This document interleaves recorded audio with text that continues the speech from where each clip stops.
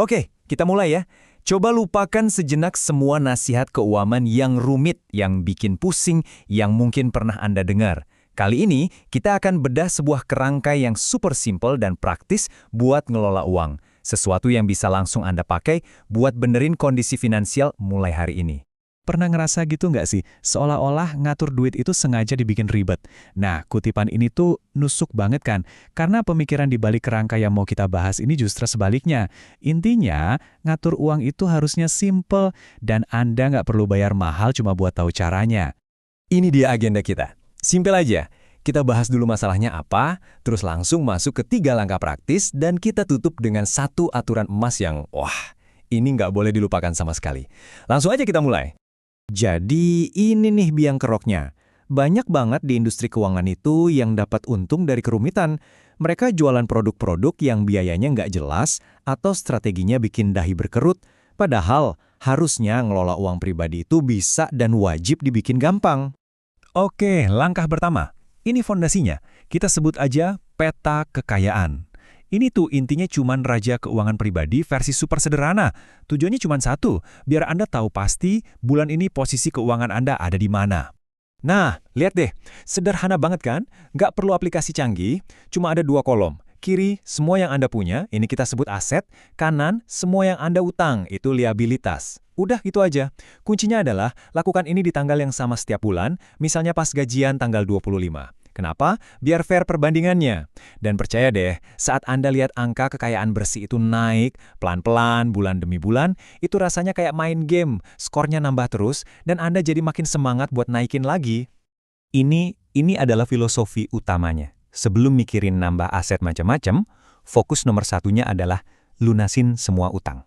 Kenapa? Simple. Karena utang itu satu-satunya hal yang beneran bisa bikin Anda bangkrut. Kalau nggak punya utang, Anda itu aman secara finansial. Titik. Dan kutipan dari Charlie Munger ini bener-bener pas banget. Leverage atau utang, terutama utang konsumtif kayak cicilan-cicilan yang nggak perlu, itu kayak beban yang nahan laju Anda. Jadi poinnya jelas banget, sebelum ngebut investasi, lepas dulu rem tangan utang konsumtif ini secepat mungkin. Oke, sekarang kita ke langkah kedua. Ini nyambung banget sama yang tadi. Kita bakal lupakan aturan-aturan persentase yang ribet itu. Kita pakai metode yang lebih cerdas dan fleksibel, namanya batas pengeluaran tetap. Coba deh lihat perbedaannya. Banyak orang kan pakai aturan 50, 30, 20. Masalahnya apa? Pas gaji naik, gaya hidupnya otomatis ikut naik. Nah, kalau pakai batas pengeluaran tetap, Anda nentuin satu angka pasti.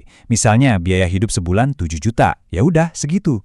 Jadi bayangin deh, pas pendapatan Anda naik dari 10 juta jadi, katakanlah 100 juta, pengeluaran Anda tetap 7 juta. Nah, selisihnya itu makin lama makin lebar. Itulah bahan bakar yang bikin kekayaan Anda melesat. Eits, tapi ini bukan berarti Anda harus hidup sengsara ya. Justru sebaliknya, tentukan satu hal yang benar-benar bikin Anda happy dan jor-joran aja di situ. Mungkin Anda suka banget traveling, ya udah habiskan buat itu. Tapi soal baju atau gadget, Anda cuek. Kuncinya adalah sadar memilih. Selama totalnya masih di dalam batas pengeluaran yang udah Anda tetapkan, ya nggak ada masalah.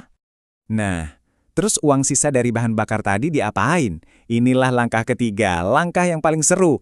Mengubahnya jadi mesin investasi yang jalan sendiri alias otomatis. Prinsipnya gampang banget. Usia itu adalah cheat code terbesar Anda dalam investasi. Makin muda Anda, makin berani Anda ambil resiko di aset kayak saham atau bahkan kripto. Kenapa? Karena Anda punya waktu puluhan tahun buat melewati naik turunnya pasar. Nanti kalau usia udah nambah, barulah pelan-pelan pindah ke yang lebih aman buat ngelindungin hasil yang udah terkumpul. Ingat ya, waktu di pasar itu jauh lebih penting daripada nebak-nebak waktu yang pas buat masuk pasar. Begini cara bikin semuanya otomatis. Anda cuma perlu atur sekali aja. Tiap kali gajian, langsung transfer otomatis uang buat biaya hidup ke rekening terpisah. Sisanya langsung boom, otomatis masuk ke rekening investasi Anda. Dengan begini, Anda membayar diri sendiri duluan, dan mesin uang Anda bekerja terus di belakang layar tanpa perlu Anda pusingin. Oke, kita udah sampai di prinsip terakhir. Dan jujur, ini yang paling penting dari semuanya. Setelah capek-capek ngumpulin dan investasiin uang, tugas utama Anda sekarang adalah menjaganya. Kutipan legendaris ini adalah jantung dari investasi cerdas. Numbuhin modal itu penting, tapi ngehindarin kerugian total itu segalanya. Kenapa? Karena kalau modal Anda jadi nol, ya game over, selesai. Jadi kalau Anda nemu yang beginian, lari.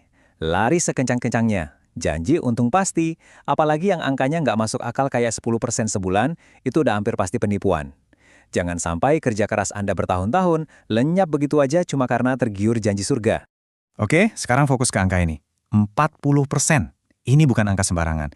Ini adalah pembunuh senyap kekayaan Anda. Biaya-biaya tersembunyi. Gini deh, bayangin ada produk investasi yang motong biaya manajemen 4% setahun. Kelihatannya kecil kan? Cuma 4%. Tapi tahu nggak apa yang terjadi dalam 10 tahun? Biaya itu bisa makan hampir setengah dari total uang Anda. Ya, 40% dari hasil jeripayah Anda itu hilang. Bukan karena pasar anjlok, tapi karena masuk ke kantong manajer investasi. Gila kan? Makanya, aturan nomor 1 sebelum taruh uang dimanapun, cek biayanya. Jangan sampai kerja keras Anda malah bikin kayak orang lain. Jadi kalau kita rangkum, iya ini dia. Bukan 100 aturan yang bikin pusing, tapi cuma 4 langkah simple yang powerful banget. Pertama, bikin peta kekayaan biar Anda tahu posisi. Kedua, tentukan batas pengeluaran biar ada sisa. Ketiga, otomatiskan sisanya buat investasi. Dan terakhir yang paling penting, lindungi modal Anda mati-matian. Pada akhirnya, tahu doang itu nggak ada gunanya kalau nggak dijalanin.